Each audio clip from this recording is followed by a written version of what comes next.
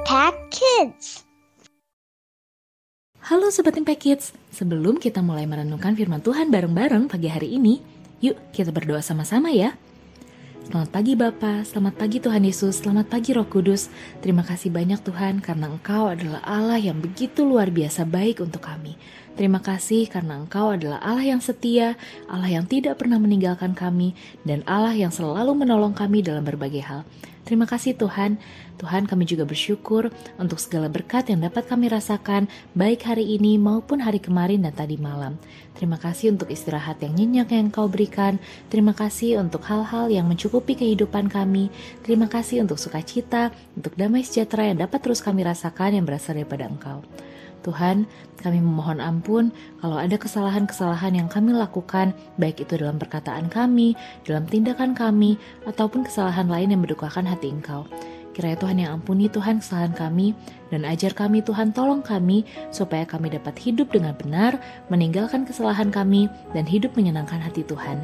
Dan Tuhan, sebentar lagi kami mau merenungkan firman Tuhan, kiranya Engkau berbicara kepada kami, Engkau yang tolong, supaya kami bisa mengerti isi hati Tuhan dan ajar kami untuk taat pada perintahnya Tuhan. Dalam nama Tuhan Yesus kami berdoa, amin. Halo Sobat Impact Kids, gimana kabar kalian hari ini? Udah siap masuk sekolah? Wah, kalian udah libur cukup lama ya, dan sebentar lagi akan masuk sekolah. Semangat gak masuk sekolah?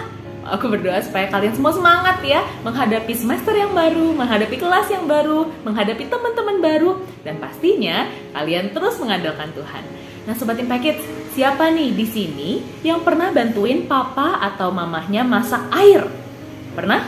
Merebus air gitu, entah pakai teko atau pakai panci. Ada yang pernah? Wah, kalau misalnya kalian pas lagi merebus air, kira-kira melihat nggak ada udara yang warnanya agak putih naik-naik di atas panci atau di atas tekonya? Pernah lihat? Bentuknya mungkin seperti ini Sobat Impact Kids. Wah, kalian tahu nggak itu apa? Nah, itu adalah uap air Sobat Impact Kids. Nah, uap air itu akan ada pada saat airnya itu direbus. Tapi kalau misalnya airnya kompornya sudah dimatikan, airnya didinginkan, uap airnya udah nggak ada lagi. Jadi mungkin kita bisa lihat uap air mungkin bertahan hanya 5 menit atau 10 menit, habis itu udah hilang deh. Atau mungkin siapa nih di sini yang selama liburan kemarin ada pengalaman pergi ke suatu tempat dan camping? Pernah? Wah, mungkin dari kalian ada yang camping ke gunung, ada yang pergi ke tempat camping gitu ya, di Lembang atau di tempat lainnya. Nah, pada saat camping, Sobat Impact Kids pernah lihat yang namanya kabut nggak? Wah, kabut bentuknya kayak gini nih Sobat Impact Kids. Nah, kabut ini itu juga sama loh, uap air juga Sobat Impact Kids. Dia uap air yang ada kalau misalnya suhunya lagi dingin banget. Nah, tapi kalau misalnya mataharinya sudah semakin naik, harinya sudah semakin hangat, maka uap air ini atau kabut ini akan hilang. Yang ada sisanya adalah air-air, tetesan-tetesan air yang kalian temui di dedaunan ataupun di rumput yang basah. Jadi kalau kita lihat sama seperti uap air pas kita masak air dengan panci atau teko, kabut juga hanya bertahan sebentar saja. Mungkin hanya bertahan 3 jam atau 4 jam, terusnya nggak kelihatan lagi deh kabutnya. Tapi ada hasil yang diberikan Sobat Impact Kids, ada impact yang terlihat, ada dampak yang terlihat, yaitu rumput-rumputan menjadi lebih basah, dedaunan menjadi ada airnya dan lebih segar. Nah Sobat Impact Kids, sebenarnya hidup manusia juga sama seperti uap air dan juga kabut tadi, cuma sebentar. Kalau misalnya Sobat Impact Kids tahu nggak, kira-kira umur manusia di dunia ini berapa lama ya? Kalau di kitab Mazmur itu dibilang manusia mungkin hidup hanya 70-80 tahun. Mungkin ada ya Sobat Impact Kids yang kakek neneknya usianya 90 tahun, atau bahkan ada yang sampai 100 tahun. Tapi setelah itu sudah selesai kehidupan di dunia ini, hanya 100 tahun. Mungkin kelihatannya lama ya Sobat Impact Kids, tapi sebenarnya 100 tahun itu sangat sebentar. Apalagi 70-80 tahun, lebih sebentar lagi. Nah, kenapa ya Tuhan menciptakan kita kalau misalnya umur kita hanya sebentar Sobat Impact Kids? Buat apa Tuhan menciptakan kita kalau umur kita hanya 70-80 tahun? Emang fungsinya apa sih? Tujuan hidup kita apa sih? Nah, Sobat Impact Kids ada yang tahu nggak? Kenapa Tuhan menciptakan kita hanya 70-80 tahun tuh buat ngapain? Nah, kalau misalnya mau tahu jawabannya, yuk Sobat Impact Kids kita buka Alkitab kita ya. Kita mau hafalkan ayat hafalan kita hari ini dari Yohanes 13 ayat 34. Tapi sebelumnya yuk kita buka Alkitab kita mau baca bareng-bareng, kita mau renungkan bareng-bareng dan hafalkan bareng-bareng ayat ini dari Yohanes 13 ayat 34. Yohanes 13 ayat 34. Aku memberikan perintah baru kepada kamu, yaitu supaya kamu saling mengasihi. Sama seperti aku telah mengasihi kamu, demikian pula kamu harus saling mengasihi. Yohanes 13 ayat 34. Nah Sobat Impact Kids, kalau dari ayat hafalan tadi, kita bisa lihat ya, kalau kita mempunyai tujuan di hidup kita yang singkat ini, yang cuma 70-80 tahun ini, tapi Tuhan memberikan kita suatu tujuan. Kata Tuhan, apakah 70-80 tahun ini hanya bisa digunakan untuk bermain game? Enggak ya. Apakah dihabiskan sepenuhnya untuk belajar di sekolah? Enggak juga. Apakah dihabiskan sepenuhnya untuk ngobrol sama teman? Enggak ya Sobat Impact Kids. Tapi dari ayat tadi kita bisa lihat bahwa selama hidup kita yang singkat ini, kita memiliki tujuan untuk mengasihi orang-orang yang ada di sekitar kita Sobat Impact Kids. Wah, apakah mengasihi itu mudah? Wah, Sobat Impact Kids mungkin ada yang bilang gampang, ada yang bilang sulit gitu ya. Nah Sobat Impact Kids, kita tidak akan bisa memancarkan kasih-Nya Tuhan, menyatakan kasih-Nya Tuhan buat orang-orang di sekitar kita sebelum kita merasakan sendiri kasih-Nya Tuhan. Kita tidak bisa menjadi pembawa damai sebelum kita merasakan damai yang dari Tuhan. Kita tidak bisa membuat orang lain merasakan sukacita yang dari Tuhan sebelum kita sendiri merasakan sukacita yang dari Tuhan. Jadi Sobat Impact Kids, tujuan hidup kita tadi sudah jelas ya, bahwa kita perlu menyatakan kasih Tuhan, membuatnya kasih Tuhan tuh dikenal sama orang-orang sekitar kita. Tapi sebelumnya kita harus terlebih dahulu merasakan kasih-Nya Tuhan. Nah, siapa yang di sini merasa dikasihi Tuhan? Wah, pasti semuanya merasa dikasihi Tuhan ya. Coba deh, boleh pause video ini, terusnya tanya papa mama atau tanya kakak adik, bagaimana kalian merasakan kasih-Nya Tuhan? Atau buat kalian sendiri nih, tulis deh di kolom komentar atau diskusi sama papa mama, bagaimana caranya kalian bisa merasakan kalau Tuhan tuh mengasihi kalian. Nah, mungkin sebagian dari kalian merasa bahwa, oh, Tuhan mengasihi saya karena Tuhan menolong saya pas ujian kemarin. Atau, oh Tuhan mengasihi saya karena pas saya butuh tas baru buat sekolah, Tuhan kasih tasnya melalui papa mama. Atau, Tuhan mengasihi saya dan memberikan sukacita kepada saya karena pada saat saya lagi dijauhi teman atau pada saat saya sendiri, Tuhan menemani saya dan menghibur saya. Wah, semua itu bentuk kasih ya Sobat Impact Kids. Dan aku yakin pasti kalian masing-masing pernah merasakan kasih-Nya Tuhan.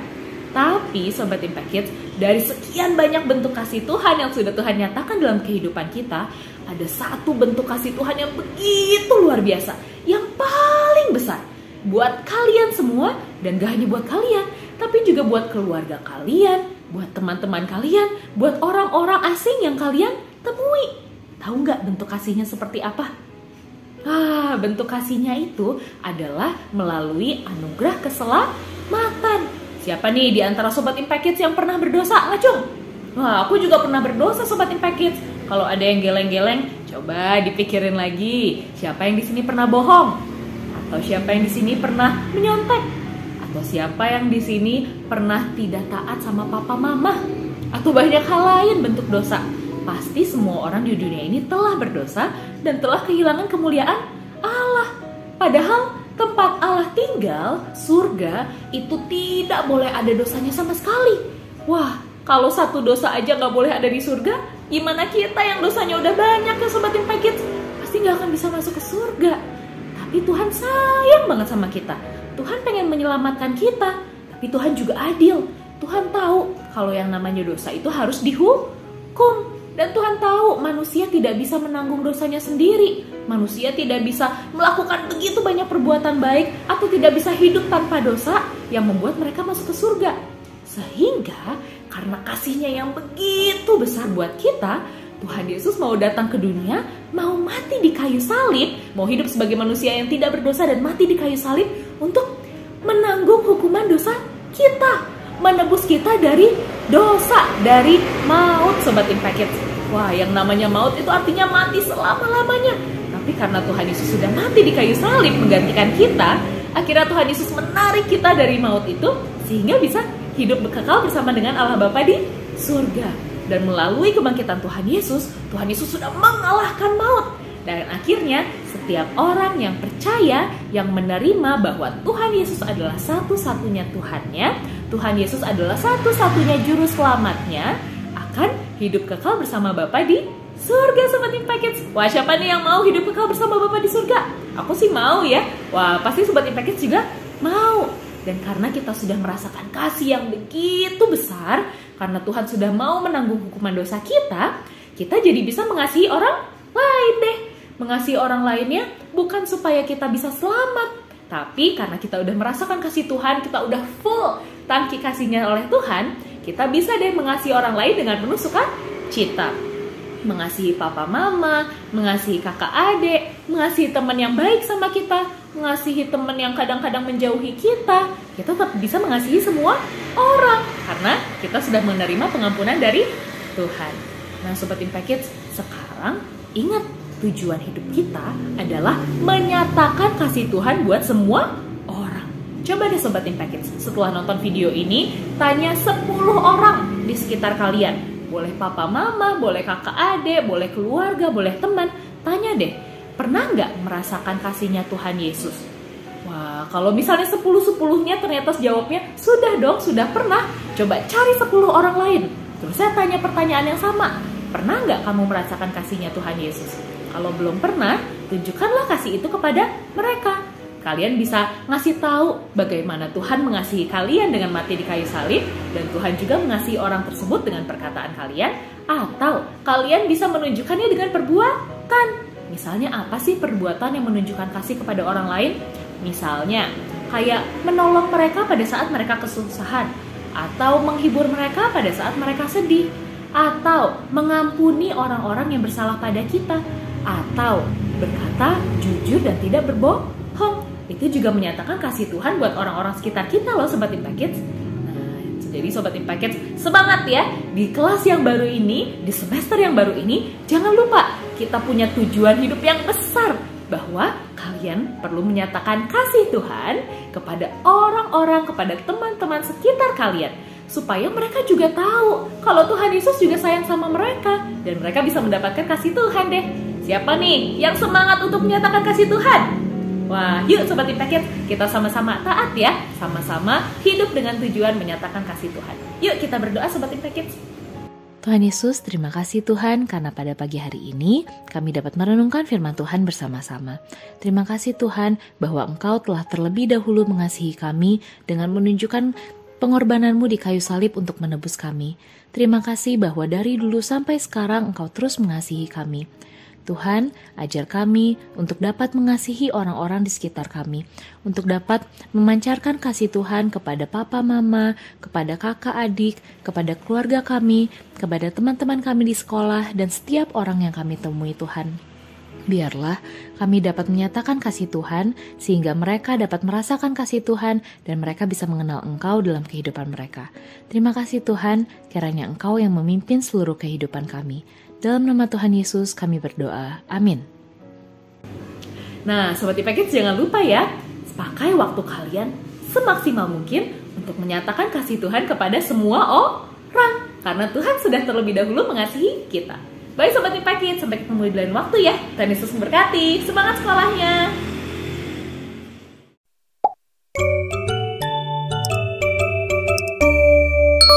Impact Kids.